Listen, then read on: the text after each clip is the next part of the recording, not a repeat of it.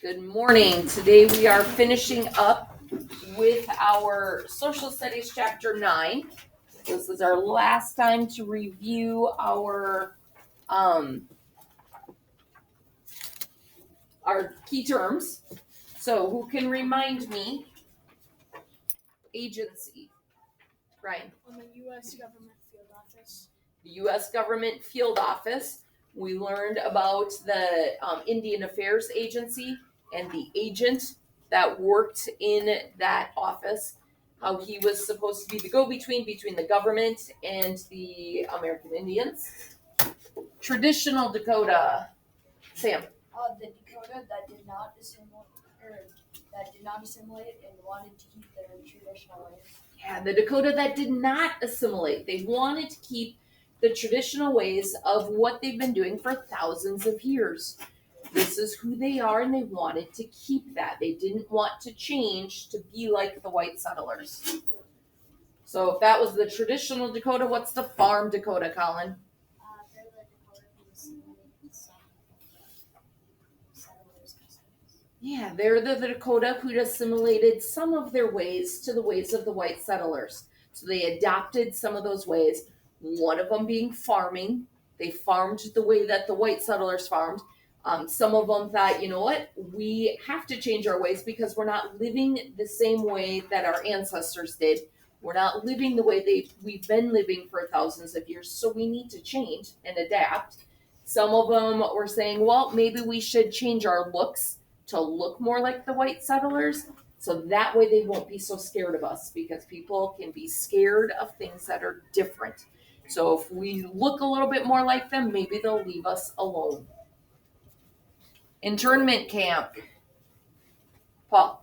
A camp where prisoners of war, political prisoners, Or civilians. So the internment camp is where you can send a larger group of people, sometimes civilians, sometimes political prisoners or prisoners of war. What we read about in this chapter was the Dakota after they had the war. Even the innocent Dakota were sent to that internment camp at Fort Snelling. They were all sent to live there. It's not the best place to live. It's not your home. You don't have the things that you would normally have at your home. Disease spreads easily. You're living in tents, okay, close quarters. So it's not a pleasant place to live. Exile. Ryan. To force to leave someone's country or homeland. Forcing to leave someone's country or homeland. Some of the Dakota were exiled after the war. They were forced to leave. Because a lot of the Dakota were forced to leave because of the war. The settlers weren't feeling safe, and they forced them out. They had to go to the camp in South Dakota. Very desolate place, not a good place to live. Remember, one of the missionaries went out to visit them, and he said, nobody should be living here. This is such a desolate place. It's like a desert. Then they ended up down in Nebraska, where it was a better place, but it wasn't home.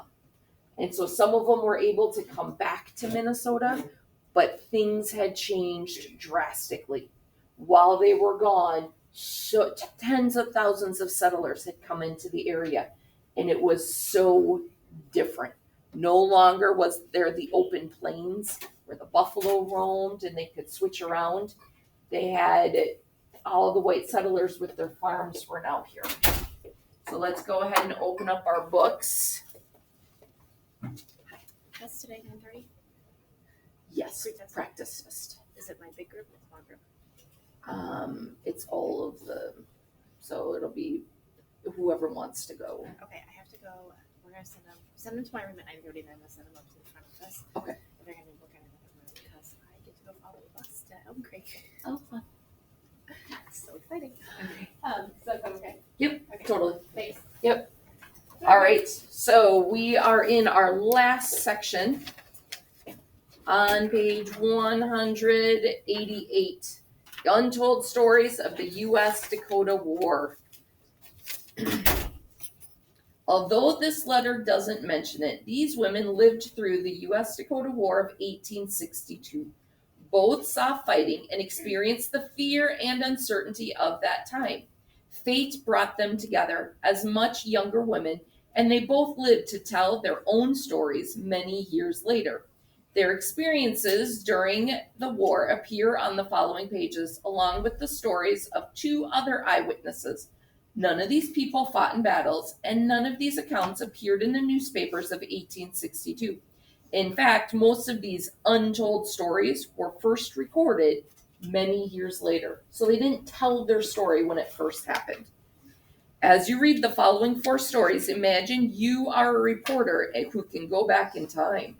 Which story would you most want to report to the people of Minnesota in 1862? So be thinking about that. Which perspective do you think is the most important one to put in the paper? Snana's story. Snana, or ringing sound, was also known as Maggie Brass. She was a 23-year-old Mid-Wankinton, Dakota, and the mother of 2 when the U.S.-Dakota War began. She favored peace over war. When captured settlers were brought to her village, Snana decided to protect an immigrant girl named Mary Schwann. We learned about her earlier in the chapter. Swana later explained that she adopted the girl as a way to grieve for the loss of her own daughter, who had died several weeks before. Here she describes how she protected Mary. During the outbreak, when some of the Indians got killed, they began to kill some of the captives. At such times, I always hid my dear captive white girl. I thought to myself that if they would kill my girl, they must kill me first. Though I had 2 of my own children at that time with me, I thought of this girl just as much as of the others. Once, when Mary was in danger, I dug a hole inside my tent and put some poles across, and then spread my blankets over and sat on top of them, as if nothing unusual had happened. But who do you suppose were inside the hole? My dear captive girl, Mary Schwann, and my own 2 little children. So here she is, a Dakota, protecting her the white settler. So she was taken captive by the Dakota, but she's like, no, it's wrong to kill. My own daughter's died. I don't want this girl to die. So she treated her as her own. So are all the Dakota horrible? No. Did they all make bad choices? No. When they started killing the captives, why did they do that? What did she say? Why did they start killing some of their captives? Molly? Because some of the Dakota died. Because some of the Dakota were killed. So they were upset that some of the Dakota were killed, so they wanted to kill some of the white settlers. Not okay. It's not a good reaction, right? If something bad happens, you shouldn't do that bad yourself. But it's a natural response.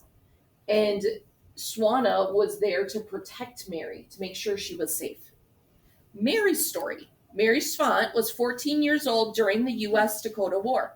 She and her brother August were the only surviving members of her family of 7. She was captured on August 18th and spent nearly 6 weeks as a captive. In this part of her account, Mary remembers what happened after she met Swana. Mary explains, an old Indian woman named Wamnukawin took compassion on me and bought me of the Indian who claimed me, giving a pony for me. She gave me to her daughter, whose Indian name was Snana, but the whites called her Maggie. Maggie and her mother were both very kind to me, and Maggie could not have treated me more tenderly if I had been her own daughter. Often and often she preserved me from danger, and sometimes I think she saved my life. Many a time she and her mother hid me, piling blankets and buffalo robes upon me until I would be nearly smothered, and then they would tell everybody that I had left them. But Maggie never relaxed her watchful care over me and forbade me going about the camp alone or hardly anywhere out of her sight. She gave me a clean white blanket and embroidered for me a most beautiful pair of white moccasins, and I put them on in place of the clothing I wore when I was captured. So she's recognizing what Maggie and her mom did for her, how they protected her and kept her safe. Alomina's story. By 1862, Alomina Ham Hurd and her husband had farmed for 3 years on land 60 miles from New Ulm. They knew many of the Dakota who came to the area, and Elomina had learned to speak a little of the Dakota language. Her husband was gone on the afternoon of August 20th when 20 Dakota came to her homestead. These Dakota killed Elomina's hired man and destroyed her home. However, they spared Elomina, her infant son, and her 3-year-old son William. In her search for safety, she wandered across open prairie for 6 days, walking almost 70 miles before she found other settlers. She later described the difficulty of her journey. I could not bear to lie down with my little ones on the unknown, trackless waste over which we had been wandering. So she wasn't alone. She had her baby and a 3-year-old walking 70 miles trying to find safety. I took courage and started on the road to New Ulm. When it became quite dark, I halted for the night. That night, I passed as before without sleep. In the early morning, I started on. It was foggy and the grass was wet. William was so sick that he could not walk much of the time, so I was obliged to carry both little boys. I was now sensibly reduced in strength and felt great hunger. My boy no longer asked for food, but was thirsty and drank frequently from pools by the wayside. So the puddles on the road was their drinking water. No longer able to carry both my boys at the same time, I took one a distance of a quarter or a half mile, laid him on the grass, and returned for the other. In this way, I traveled 12 miles to a place called Dutch Charlie's, 16 miles from Lake Shedick. Arriving about sunset, sustained on my weary journey by the sweet hope of relief. So she's so tired, she can't carry both of her kids at the same time.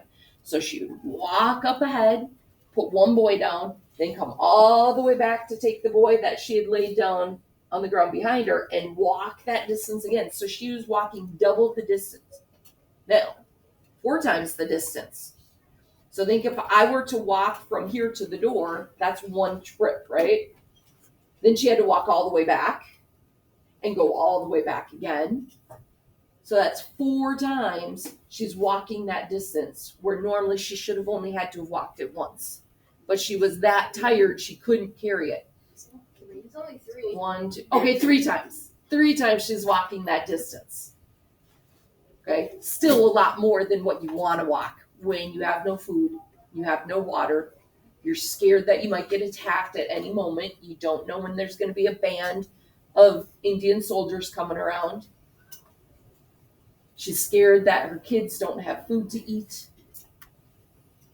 So that's quite the journey that she had to partake on. Lorenzo's story. In August of 1862, Lorenzo Lawrence, or Tuwa Iteto, was a Dakota farmer living with his family in southwestern Minnesota near Lake Qui-Parle. So which type of Dakota is he? Is he a traditional or a farm? He's a farm Dakota because he was a farmer now. 1 year earlier, he had become the first Dakota to receive Minnesota state citizenship. He did not fight in any battles during the U.S. Dakota War. He did, however, complete a daring and difficult rescue. Traveling mostly by boat at night, he took 10 settlers and his own family to Fort Ridgely for safety. Because remember, the farm Dakota were scared that the traditional Dakota would turn on them, because there's that conflict over which way they should live. So he was fearing for his family's safety. So he was going to a safe place and he brought some settlers with him. This part of his account begins early on the 4th day of the trip. We waited expectantly till daylight. Then we looked around and saw a house some distance off. So I went to see who was there. When I got close, I saw that the door stood open. Then I saw where some had been at work hewing a log with a broadaxe, and he had been shot while he was at work. Seeing these dead bodies moved my heart very much. I looked around and found a spade at the stable, and I took the bodies and buried them as well as I could. Then I went to the door of the house and I wrote on a piece of paper, "I am Lorenzo Lawrence. I am fleeing from the Indians with some white women and children and my own wife and children. We are going down in boats, and when we come here, we found the dead bodies of a man and a boy, and I buried them near the house under the mound of dirt. I have 10 captive women and children that I am fleeing with, and I write this so anyone who comes can tell who was here." So he's letting them know that he found these bodies and he buried them so people would be able to find them and be able to pay their respects. So the rest of their family. Then I tacked the paper on the door. Afterward, I went in the house and took a kettle and dish and knife and went back to where the women and children were. We made a fire and stewed some of the meat we had, and the women and children were very glad to get some cooked meat soup. And the women asked me, "What did you see at the house where you went?" But I did not want to tell them I had found the dead bodies and buried them because I thought it would frighten them. So I did not tell them that. So he kept that part to himself. He didn't want them to be even more afraid than what they are. So think about that. You're going to this house looking for safety and you find people that have been killed and you have to take care of them. Okay, think about how tragic that is. Think about the nightmares he's going to have walking up to this house and finding these bodies of a man and his son. Okay, so this is not an easy time. War is not pleasant. Both sides are experiencing this tragedy. Both sides are witnessing horrible things. So this was not easy and not fun. It was not the grand adventure. Remember that Charlie Goddard had thought war was. Oh, I'm going on a new adventure. I'm going to war. War is not a good thing. So that is the end of our chapter. We have our chapter comprehension pages I'm going to pass out that we are going to be working on today. We will be correcting chapter comprehension pages tomorrow. So I expect you to have them done for tomorrow. Shh, I need people to stop and listen. Tomorrow, Gianna is getting her braces put on and I have the day off. So we will have a substitute. You will be correcting these chapter comprehension pages with the substitute, Miss Larson. Okay, so she knows 6th grade quite well. I'm not going to be taking the scores tomorrow because I'm not here. So on Monday, you will have the chapter comprehension pages to study over the weekend. On Monday, you're going to turn in the chapter comprehension pages for me so I can get the scores. So we're not doing redos on it over the weekend. I want your initial scores. Actually, I take that back. You can do redos, but I need to know what your initial score is so I know, because we only get partial credit for redos. So I'm going to need to know your initial score, and then if you redid them, which ones you redid, so I can do an updated scores. But I'll need to know initial scores on Monday. Test is on Monday. Okay, so you need to prepare for the test over the weekend.